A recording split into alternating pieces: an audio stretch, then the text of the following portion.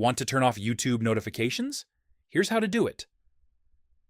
First, open the YouTube app. Tap your profile picture in the top right corner. Tap Settings. Tap Notifications. Here you can toggle off specific notifications. For example, subscriptions, recommended videos, or activity on your channel.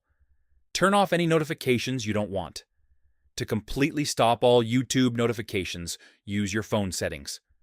Open the Settings app. Tap Notifications. Scroll down and tap YouTube. Toggle off Allow Notifications. At the top, this stops all YouTube notifications on your device. You can also fine-tune sounds, banners, and lock screen notifications here. And that's it.